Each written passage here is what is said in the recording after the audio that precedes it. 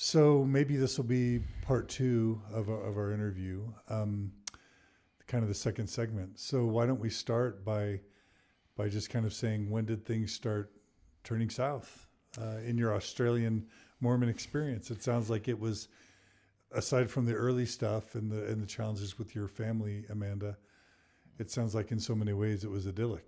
Absolutely was. You both would say that. Absolutely. Yes. And the fact that we went through that didn't make the church any less idyllic. That was our lives that we were.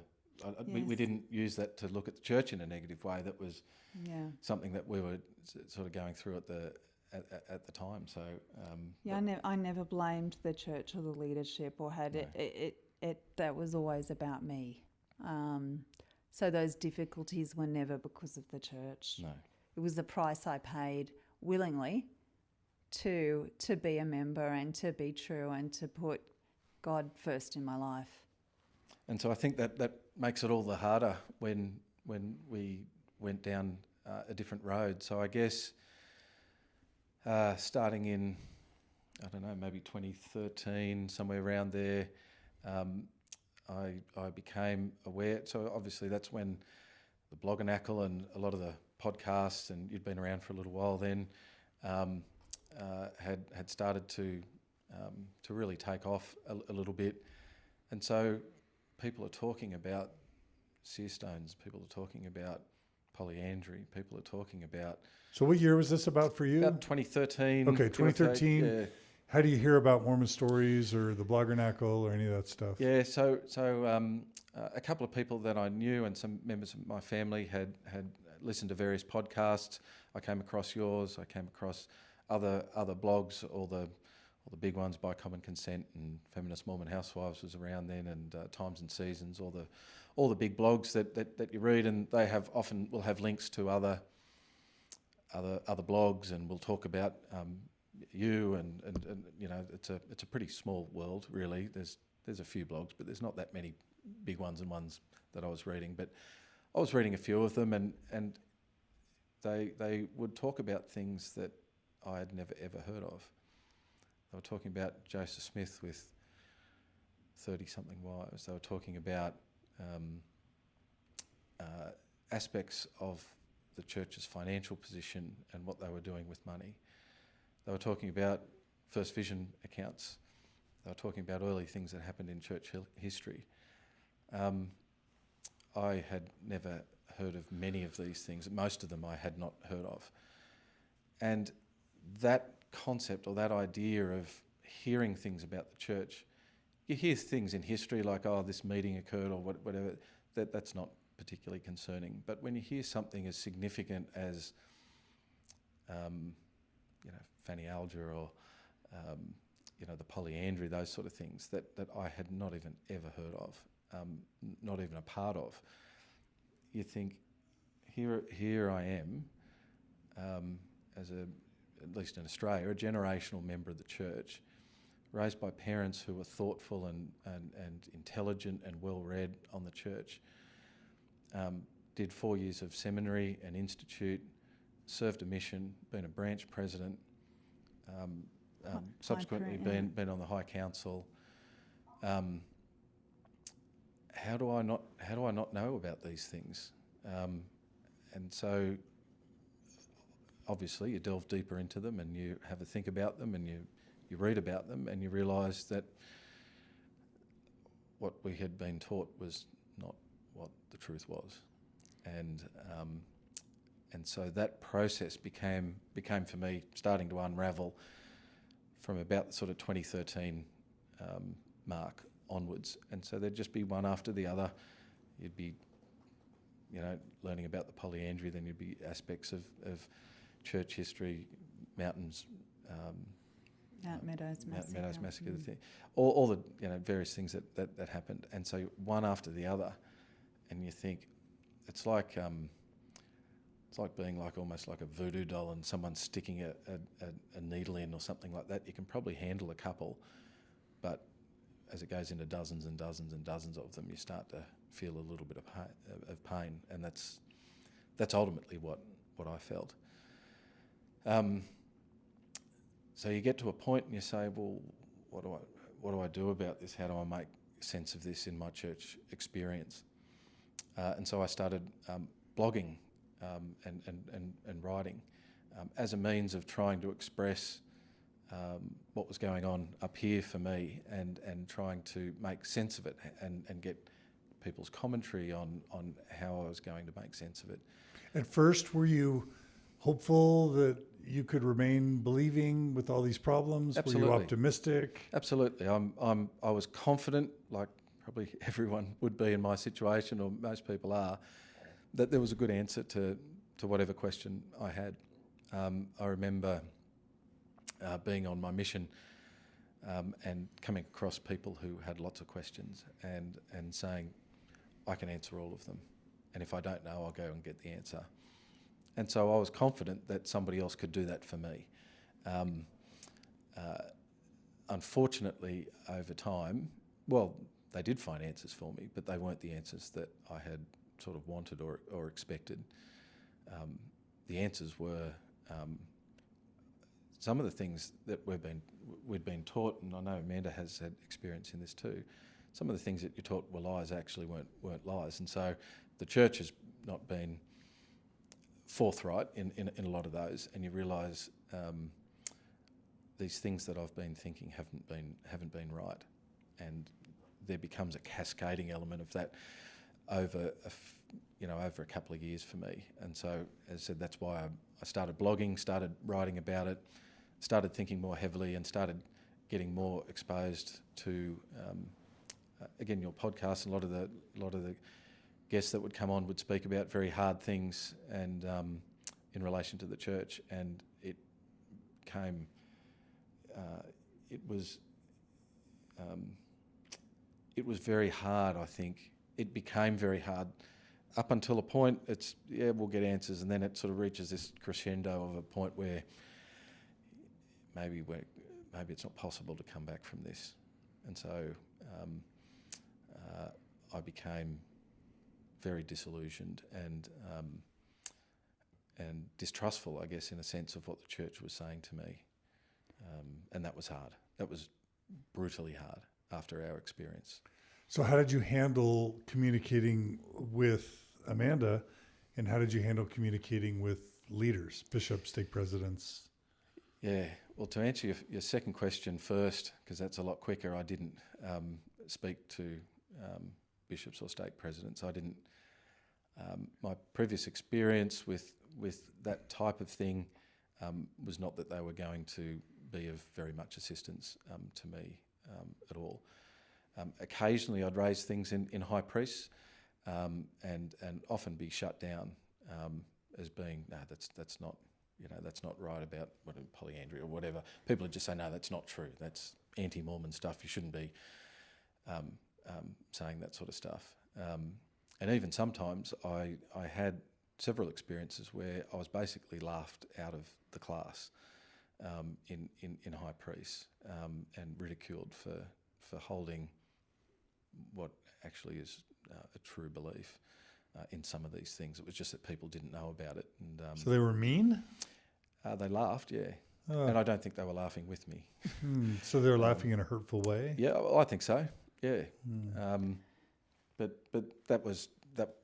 that is what it is. I've got pretty thick skin, so that didn't so much bother me. It surprised me a bit that people would do that. But there were times, like we had a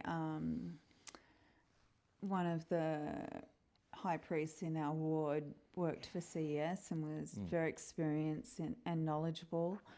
And because Matt was only sharing things that were in the essays, when people would laugh or ridicule him, there were times where, this brother would say, no, well, actually, Matt's right on that. And so there were times when it was corrected, but people were still very People don't know about this thing.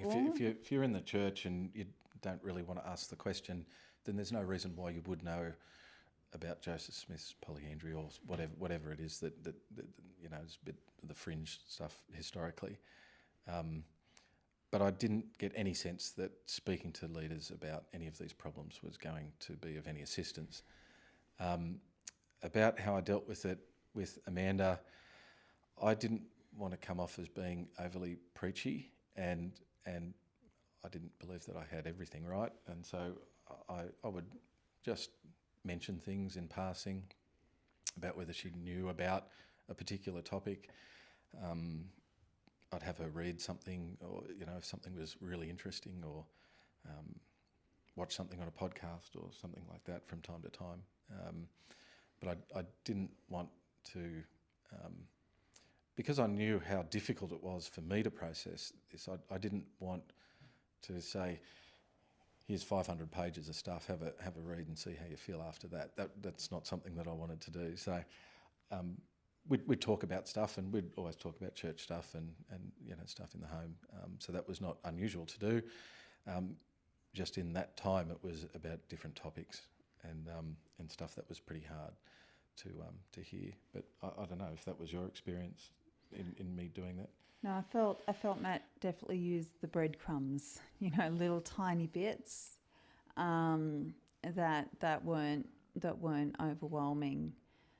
And I think, like Matt, at no stage at that point did we actually ever consider that there wasn't legitimate answers. Like we both, and I think most even members that leave, that in that process, people are generally reasonable, where they're happy, they don't expect everything to be perfect. They expect with any religion that there'll be times where the religion says, or church says, this is our stand on this, and not everyone's going to agree with it, and that's okay. We don't expect to have to understand or agree with every aspect of the church to engage successfully and faithfully within it. I think it ended up being the sheer number of issues and the depth of them. I think part of, as these things were coming up, I think what was difficult for me was when I was first joining the church, I was given anti-Mormon literature that talked about, us becoming gods, that God lived on a planet, that Joseph Smith had multiple wives, some of the more interesting statements of Brigham Young. And when I raised that with the missionaries, that's all lies. That's anti-Mormon lies. And they probably didn't know any better than that. So, but not one of those things were lies. They all ended up being true. And the answer was, ignore that stuff, read gospel principles. Just stick to that. Stick to the standard. And unfortunately, those claims weren't true. And I don't know whether it's worth bringing up now around. So on the whole, our church journey up to that point had been positive, and then we had a few issues with our children. As our son went into CTR, like in preparation for, that age group to prepare for baptism, his teacher pulled me aside at the end of his primary class and said, your son doesn't understand the law of chastity and you need to teach him about that. And I said, well, that's because he doesn't actually isn't developmentally at the position for us to talk about the more accurate or to go into sex education with him at that time. That in the sense of what he was talking about. Yeah, he wanted us to completely have that conversation, including issues like masturbation with our son. And as parents, I refused to do that. I felt that was not age appropriate for him to have that sexual knowledge, and that to be teaching 6-year-olds explicit sexual details to protect them around keeping the law of chastity was inappropriate. he didn't have that conversation with my son, thankfully. He had that with me. But that was awkward and uncomfortable.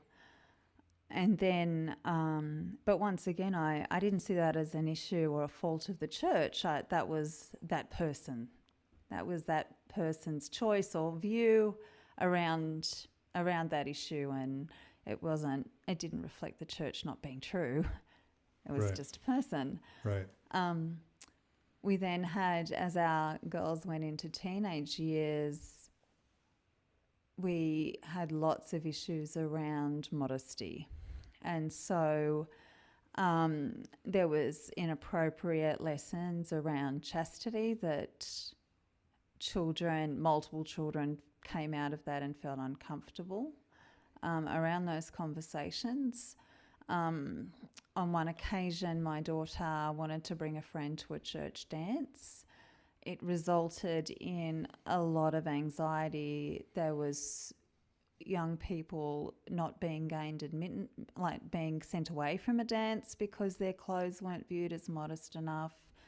And because this friend was a non-member, she ended up sending 10 different photos to my daughter to see if it was modest enough to be able to get into a dance. And it wasn't, and it ultimately resulted in my daughter having to lend her a dress to go to a church dance. And they were still very anxious that they would not be allowed in. And our daughters dressed modestly, like their skirts were to their knee. But the anxiety around being drawn attention to what they were wearing, and when my daughter and her friend actually attended this church dance, there was always leaders at the door monitoring what they were wearing. And this particular, our Stake Young Women's president, looked up and down the girls. And my daughter's non-member friend said, "I don't ever want to come here again. The way that lady looked at me made me feel really, really uncomfortable, and that it wasn't appropriate." There were men there doing the same thing as well. And so it wasn't, there was something different about that experience. Like, you know, when kids go to music concerts and things like that, there's door and there's security to check that they're, not bringing in things they shouldn't. And so being checked going into a dance is a reasonable, that happens. It was the way it was done. And I was really upset to find out that my daughter's friend felt so uncomfortable. And she used the word inappropriate and felt violated the way she was looked at. And her mother contacted me separate about this. And I met with the Stake Young Women's president about this and said it was described as feeling creepy, uncomfortable. Is there a way that you can still ensure those without engaging in a way that's going to lead to children feeling so uncomfortable and so fearful that they may not be allowed in the dance? And this then followed into, but once again, that wasn't a church issue for me. That was an individual, isolated. Our girls went to FSY, like for Strength of Youth activity. Had very, very strong, it took on the same dress standards as BYU. So no shorts had to be below the knee. And our girls said even though they had modest dresses, were very, very anxious about going. One of our daughters had a dress that was to her ankle, but had a split up to her knee. And at the activity, as she went into the dance, they took her into what was called the solutions room, where a leader basically pulled up her skirt and pinned the split And that felt extremely uncomfortable for my daughter. She ended up calling us in tears. So on one hand, the church was teaching modesty and about chastity, and then you're taken into a room and having a complete stranger touch your thighs and adjust your teenage daughter's dress. So I guess from that, and that maybe sets up where I had a bit of an issue. This was across the board, and this sort of very fanatical adherence to modesty stuff was not something that I felt was contributing to the betterment of my children, and actually to the contrary, it was harming them. So on that note, I did go to my bishop and express the concerns. The two main concerns that I had, one was that the standards of our stake appeared to be higher than the standards in the For Strength of Youth pamphlet. So just without harbouring on it too much, the For Strength of Youth pamphlet talks about not having short shorts or short skirts. It doesn't define what they are. And yet our stake was defining what they were. They were saying to the knee, which again I think is BYU sort of stuff or whatever.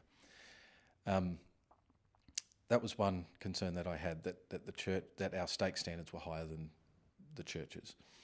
The second one was about the whole way that the FSY program was being run.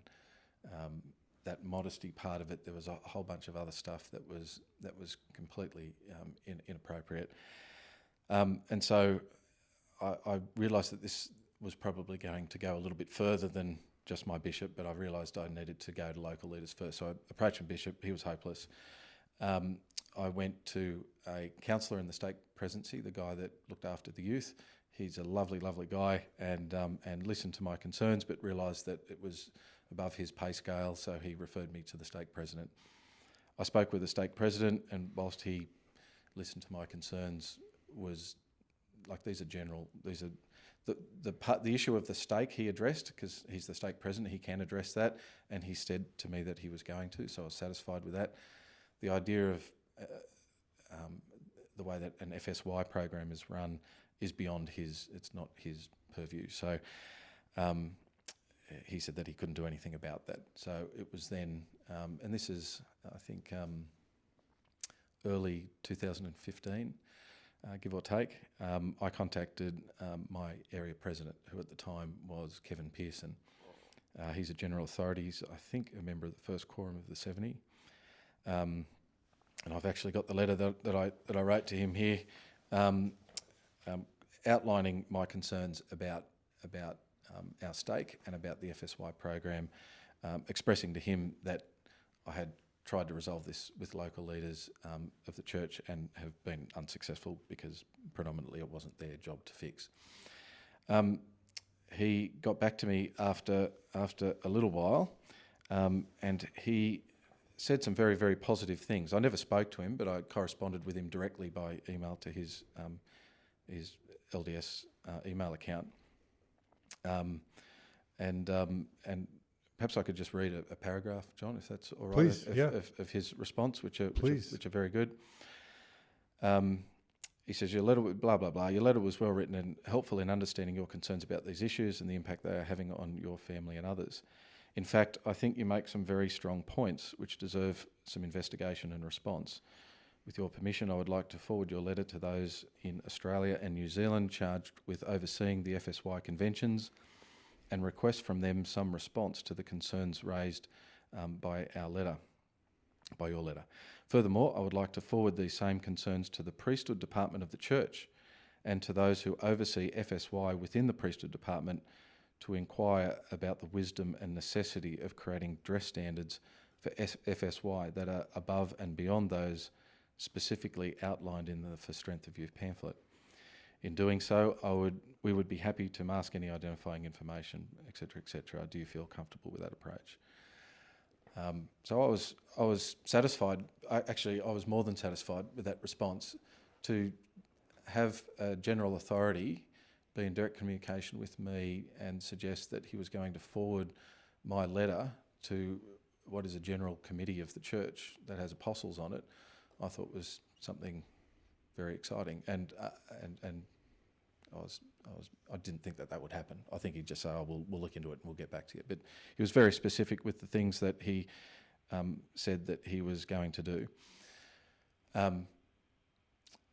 Time went on from that, and I didn't hear from him, and I presumed that it just went into the black hole and nothing was done. Fast forward to the early part of last year, you and I were previously in discussions about possibly... Should we mention the November 2015 policy? Yeah, we can do that chronologically. Yeah. So Go. I think as Matt was kind of struggling with some of the issues with church, and I read, making sure I was still completely believing, and so I didn't want to read anything that wasn't church approved. So I read the church essays. Todd Compton's In Sacred Loneliness was used as a resource or a reference in one of the essays, so I felt comfortable reading that, seeing it was quoted in the essays. And I had concerns about it, but I still thought that there was, reasonable answers around that. And so, I was sort of moving slowly around that. Then the exclusion policy of November 2015 came out. And I remember Matt calling me at work, and it came at quite an interesting time for me with I work for the government, and part of that role is collecting or putting evidence before the court, and whenever you put evidence before the court, you can be cross-examined on that evidence. And so I was preparing to be cross-examined on evidence that I'd provided, and as part of that process, my lawyer, the government lawyer, indicated to me that in being cross-examined, that the opposing counsel, their job was to do everything they could for me to lose credibility, so that the evidence, which was strong and, would be ignored, and instead, by destroying my credibility, keep the focus on me and not the evidence. And she said to me, Amanda, you've told the truth. You don't have anything to worry about. Just tell the truth and you'll be all right. But expect them to try and do that so that the judge or magistrate isn't remembering the evidence. We're not going to reinforce the evidence. We're going to make it personal. And so when the church first responded with their first statement, questioning your credibility, for me, that instantly raised alarm bells, because you only need to do that if you're trying to distract people from the actual evidence. So the second that your name came up first, I'm like, why would they need to do that? You just own the policy. You just say, this is what we're doing. Not everyone's going to like it. Not everyone's going to understand it, but this is revelation from God and we stand by it. But they didn't do that. And so instantly, those alarm bells went off around that's a deliberate tactic to not focus on the evidence. And I couldn't believe it when I read it. I had to read it about 10 times before I thought what it was actually what it was. Neither of us could understand why the church would even go close to doing anything like that, given the perhaps positive strides that they've made up until that point with some of the things that they were doing. So we just couldn't get to a point where we could understand what benefit that was the church and perhaps the legal stuff. And people talk about, protecting the church illegally or whatever. That I sort of get that, but at the end of the day, I don't think that's really right. But it shook us, and that policy really, I think, for us marked perhaps the point of no return. And we were already tenuous at that point, but that really tipped us, like it has a lot of other people, right over the edge. And so we struggled with understanding that, and that was just out of the blue. And the way it was managed, like it was at D. Todd Christopherson's interview the next day, and to say that this is about protecting children because we love children, and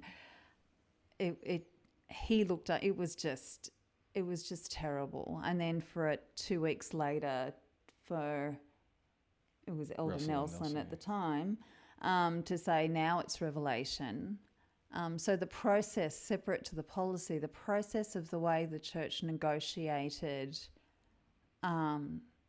that policy, it was embarrassing. Was just terrible. And I said, I just wished in the beginning that they'd have just said, this is what it is.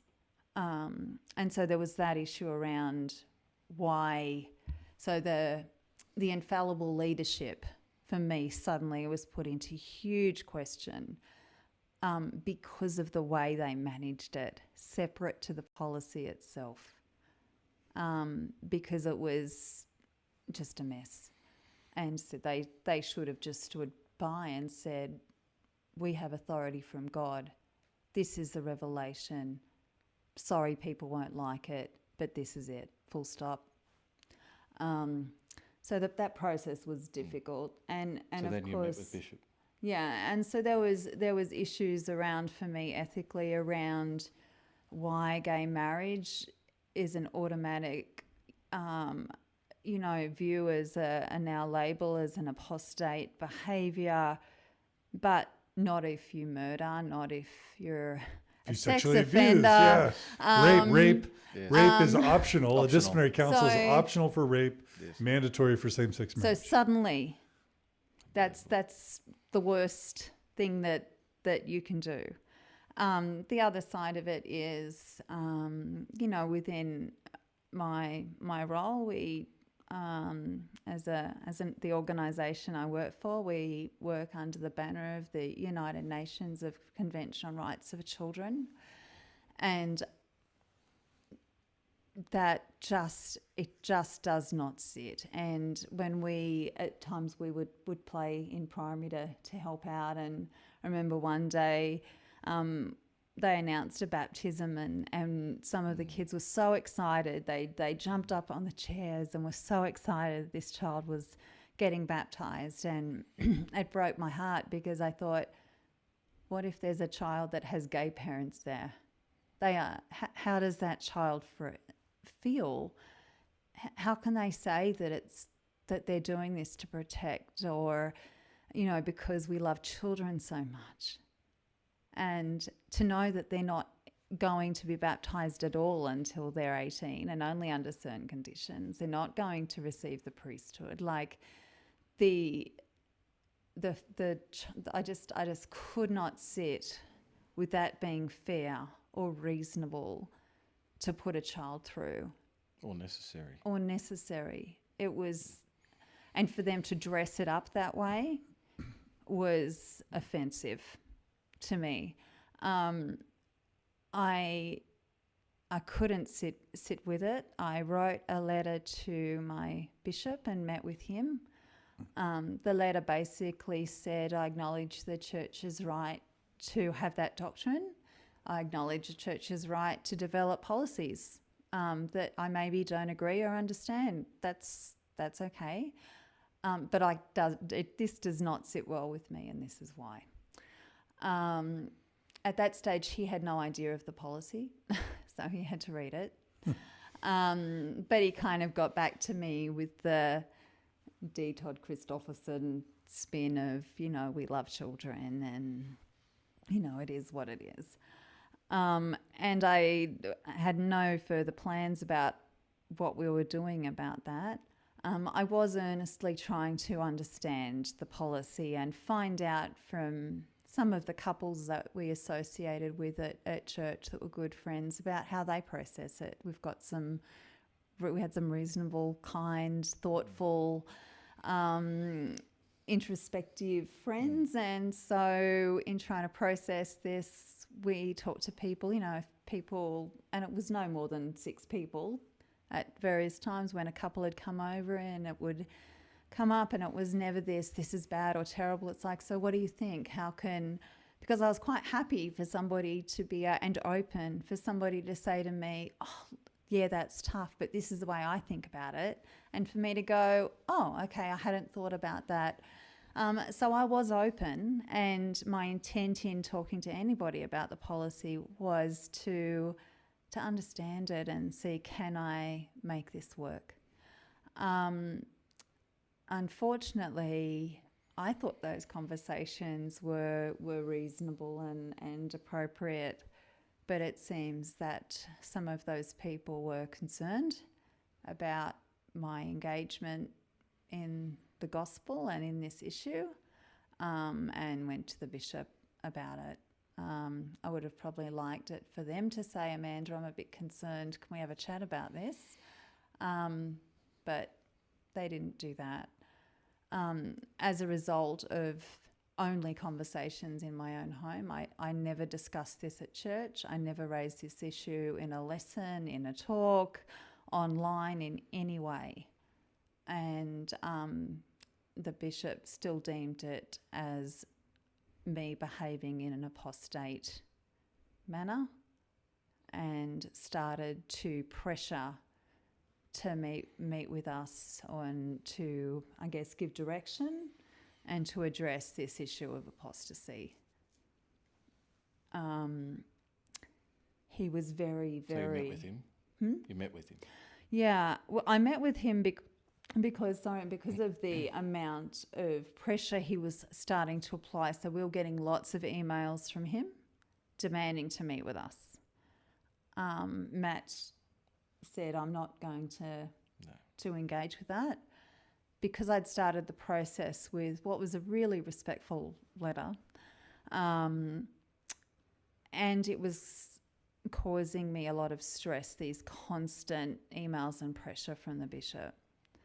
I met with him, and when he accused me of apostasy based on no more than 3 conversations with, 3 couples in my own home, I indicated to him that did not fit the criteria for apostasy. And he basically said, bad luck, and I'm directing you to not have any further conversations with anybody in any way in relation to this issue. So he wanted to silence you. Yeah. Yes. And I said, but I've said nothing publicly. Are you telling me what I can and can't say in my own home? He said, yes, I'm telling you and directing you. You cannot talk about these issues in your own home. And I said, it upsets people. And I said, well, I'm not going to agree with, it's unrighteous dominion to tell me what I can and can't talk about in my own home. And then he went a step further to include, which is interesting because I still really hadn't done that either, the information in the essays. And I said, so you're telling me that I can't talk about information on lds.org in my own home? He said, yes, and I'm directing you not to do so. It might upset people. So don't say anything that might upset people. And I said, well, I don't know what's going to upset people. I don't know who's read the essays. I don't know. And so essentially, if I do not comply with that direction, that yes, I would be disciplined. And just as an addendum to that too, we had one of my daughters graduated from seminary, and did you come along were you there as well? I can't remember. and we were there, and he pulled me aside in the hall, and I don't make a habit of speaking. I didn't make it a habit of speaking to him much during this time, but he said to me, "Look, Matt, just about all the things that are going on." He said, "Look, just don't talk about it to anyone." So he directed me as well during that time. So he'd spoken to her about not saying anything to anyone, and then he spoke to me about not saying anything to anyone. Sorry, And at least for me, like, there'd been nothing public whatsoever. What that did do is then, if I'm directed to not say anything that might upset people, I therefore can no longer visiting teach. I can't teach a class. I can't have any engagement with anybody because I don't know what I'm going to say that might upset people. Up till that point, I thought my conversations had been supportive and positive and reasonable. And so it was like this, it felt for me like this ticking time bomb. Unfortunately, I'd felt comfortable about having that, although I was hesitant, having that conversation with him. In my profession, I'm used to having tough conversations. I was confident that I could have a reasonable conversation. However, when he actually accused me of being an apostate and that this behaviour being such, I broke the rule that I'd had for myself, and I just wept. I absolutely lost it. I burst into tears. And the reason he probably thinks I did it because I was crying because I'd realised, my folly or whatever. But I absolutely wept because at that moment I knew that he did not have authority from God. Because if he did, and there was a God, God knew that my heart was not the heart of an apostate. My heart was of an earnest, honest, seeking soul that that only wanted to understand this, that only wanted to. And so I was devastated at that moment because my Mormon dream ended. Right at that moment. What do you mean it ended? I knew it wasn't true anymore. Because if he represented God and he would have, at some level, even empathetically, understood what was in my heart and mind, not only did I not fit the criteria of an apostate, in my heart, that was not right. And so I knew that he did not speak for God. So sorry. It was really awkward because being a male, he couldn't comfort me in any way, so I'm just sobbing, and I was so upset that because it had never crossed my mind the church wasn't true.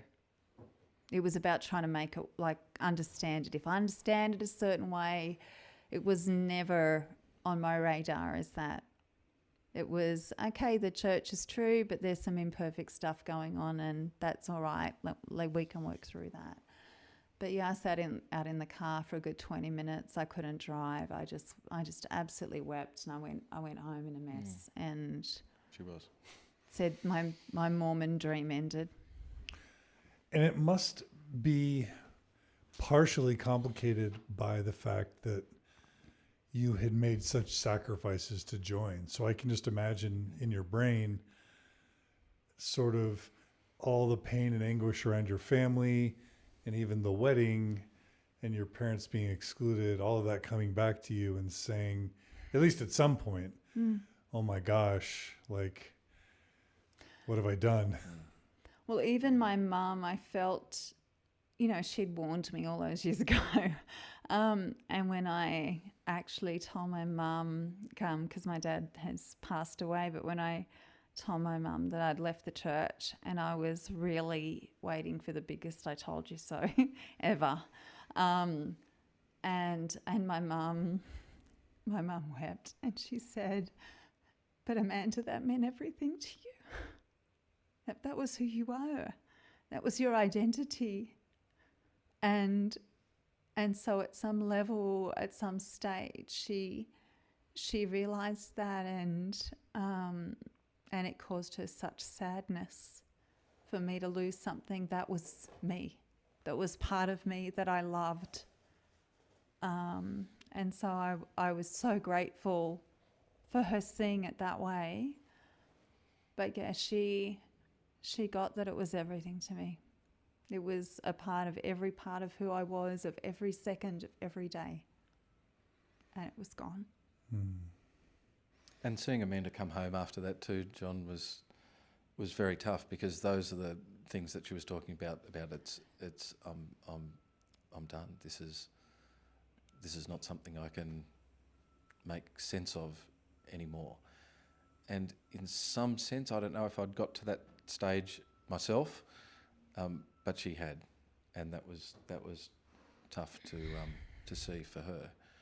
I guess the interesting thing post that, I think our bishop might have realised something's going on here with these two. This is not good, and so over the course of the next couple of days, he engaged in contact with me at a level that, towards the end of it at least, bordered on harassment. I work in law enforcement, so I know a little thing or two about how people can engage in that type of behaviour and when it constitutes an offence. And I had explicitly said to him, because what he wanted was, he wanted for Amanda and I to meet with him, post Amanda meeting with him, to clear the air, to sort it all out. And I said, under no circumstances do I want to meet with you. And even more than that, I don't want to receive any communication from you at all. Don't contact me, don't SMS me, don't email me, don't call me, don't do anything. I'm not interested in any way. Do you understand what I'm saying to you? I'm saying don't contact me. Please don't do that. I'm asking you now. And he continued to contact me after that a number of times. My last email to him was, you are now on notice that if you contact me in any way, I'm blocking you from every way that I technologically know how to, but if something gets through, you send something to me, I'm going to obtain legal advice, and probably even independent of that, I'm going to get a restraining order against you. Fortunately, he didn't contact me after that, because I would have, and I'd had got to the point where his contact to me, I was doing work, I was trying to work, I've got a busy job dealing with people and all the things that we do. I had no intention, time or inclination to be dealing with emails and harassment from a bishop. So I put it on the line for him, and thankfully for him, he decided not to further contact me. But that's the point that it got to, where I was threatening legal action against my priesthood leader for contact, and that was not a fun thing to do. And how long ago was this part? This was like April 2016. Yeah, okay. Early 2016. Still a couple of years ago. yeah. Okay. So he thankfully decided to stop contact after I made it explicitly clear what the consequences of him doing that was. And I felt a bit bad using that language, but I felt harassed, and I had no inclination to meet with him. So his continued behaviour was not welcome, and I tried to give him that indication. And we'd reached out to the stake president to intervene. Like, we'd followed the correct priesthood channels of saying, we're having a problem with Bishop. We've engaged with Bishop to the best that we can. It's not working. But the stake president just referred us back to the bishop. Yeah. That was not helpful either. And I think, based on what was a false accusation of apostasy and the way I was treated, to then expect Matt and I to meet with him again. Unreasonable. Yeah. So we we cut off contact from him there. We were still getting some visits from some people in the church, which I got to the point, and I know a lot of people have this particular problem where they have unwanted people coming and visiting them from the church. So I wrote a letter to our bishop indicating in the clearest possible terms that I could muster about setting up boundaries about contact. And I think for anyone, I have heard a few people talk about it, but if there's certainly anyone out there that continues to get contact from the church, if that's not something that you want, my advice to you is, and it worked really, really well in our circumstance, to write a letter to your bishop, outline the exact contact that you want or don't want, copy it to the stake president, and make sure you enforce the conditions. And we wrote that letter and received probably about 99% success rate. So that was something that was really good for us, because what we didn't want, if Amanda and I were being accused of apostasy by talking to people about that, why would we want, how could we negotiate contact with members of the church and have conversations about hard issues or any issues without potentially putting ourselves in that position? So unfortunately what the bishop did was set up a situation where he virtually cut off our ability to have contact with members of the church. We couldn't speak to anybody because any conversation that we had with them may be deemed to be apostate or on the hard issues or and upsetting by people. then was a direct violation to the direction I'd been given. So we're in a bit of a tough spot, and I felt that, at least for me, and Amanda wrote her own letter, but at least for me and the visits that I wanted, I had to be very, very clear about what I did, and again, that worked pretty well. That's great advice. Thank you. So 2 years between then and now, how did things proceed? So did you guys just both stop attending at that point? Yeah. You were done with Mormonism. Yeah. You'd both lost your faiths completely. Yeah. And had stopped attending. Yes. Yeah, we were lucky. Our kids held the same, I guess, social views that we did, especially about the November 2015 exclusion policy. We have a lot of, especially in my workplace and otherwise, a lot of gay friends, and so the children, they've got a very progressive school. There's transgender children at this school that are being respected in that journey and process. And so initially the only our second daughter hesitated a bit in leaving. We said to her we would support her 100%. We'll take her, we've put them in this position, we'll take them to church, take her to church, we'll do whatever she wants to do and support her in that. But fairly soon she was out too. And what we ended up deciding to do was sitting the kids down. And how old were they at the time, approximately? Sort of 18, 18 to 14, 15, around there. 14, 13, So all thinking teenagers and got their own opinions on a whole lot of stuff. But it got to a point where we needed to be honest. I certainly felt, and Amanda agreed, that we needed to be honest with them about our position and where we sat. And for us to express that to them, for them to express their feelings to us, and to work out a way forward. And we were able to do that. And however nervous I was about meeting with the kids in that sense, and a lot of people talk about, that their own journey is fine and they can negotiate that, but the kids are the difficult part. I felt that too. And I didn't want the kids to lose respect in me, and I didn't want to cause difficulty in the family in that regard. So as Amanda said, we sat them down, we expressed our feelings, they responded really, really well.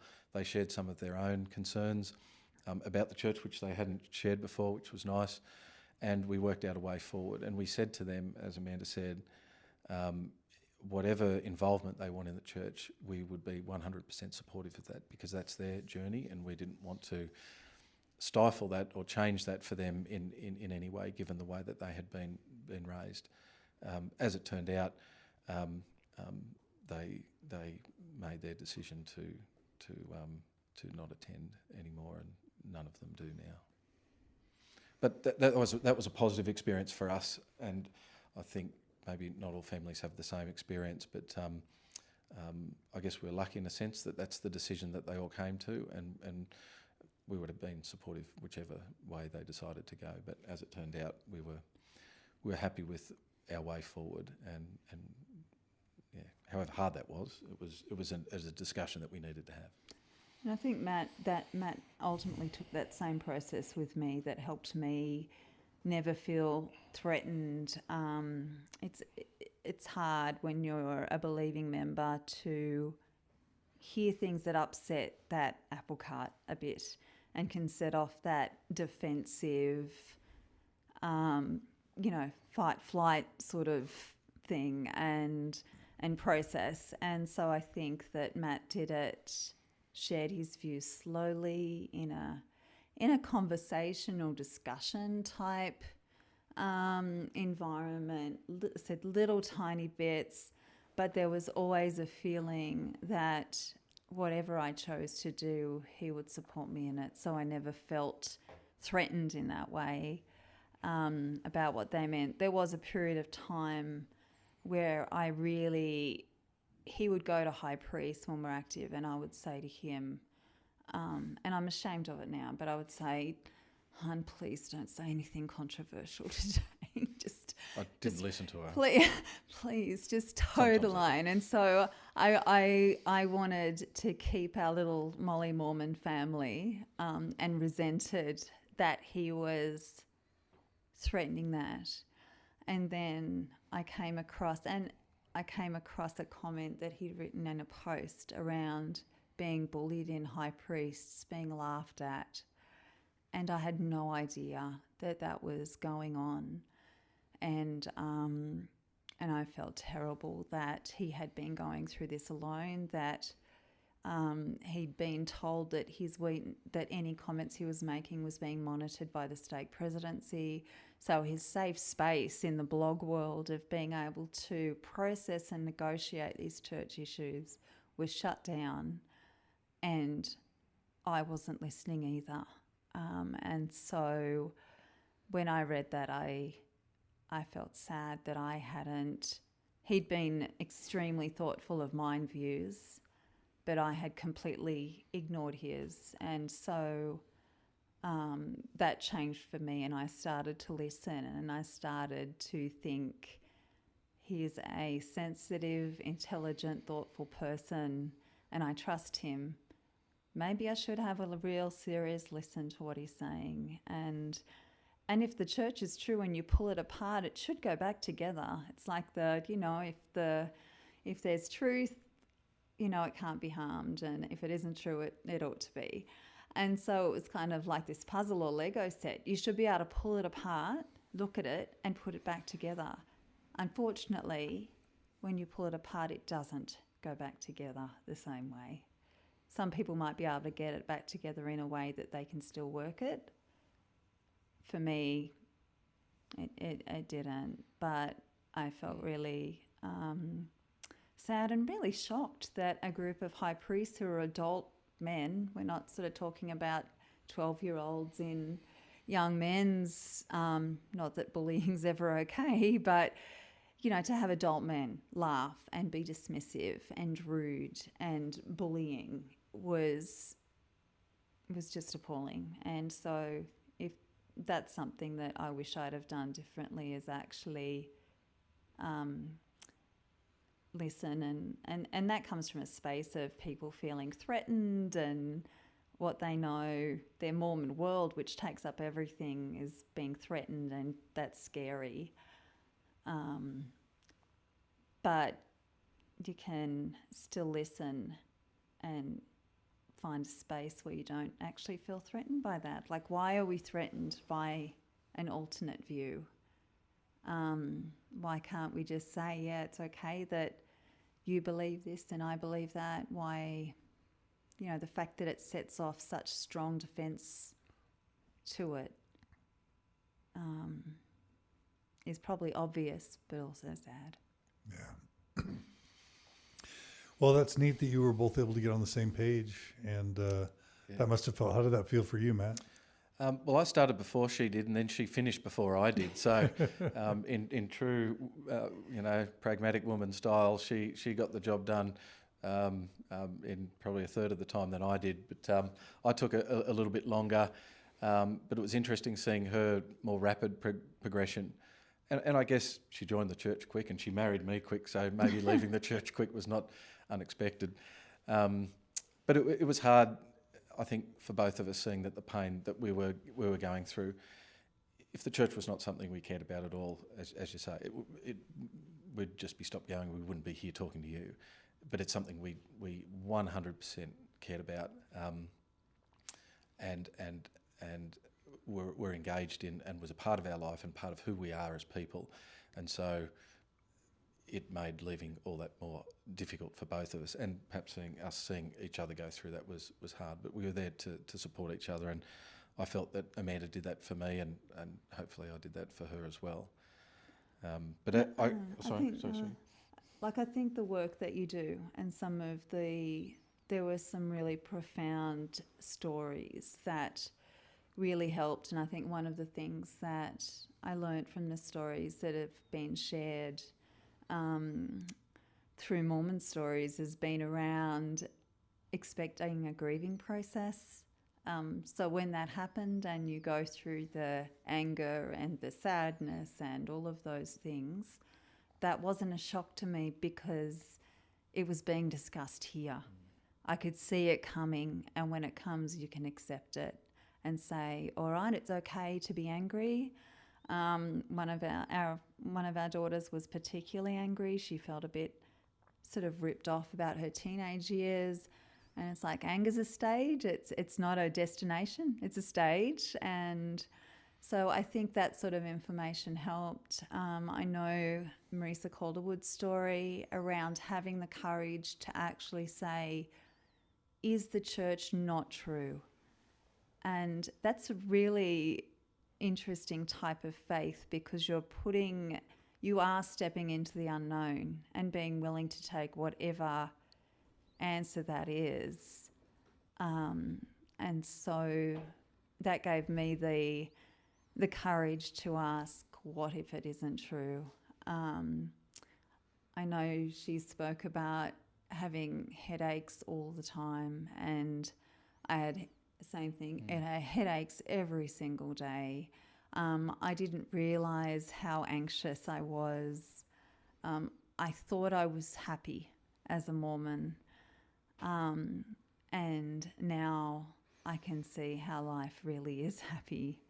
And although we had great experiences, I definitely wasn't as happy as what I thought I was. And there's a high cost of living the extreme rules and demands that religion can place upon you, and that you end up feeling like it's your fault that you can't meet those demands.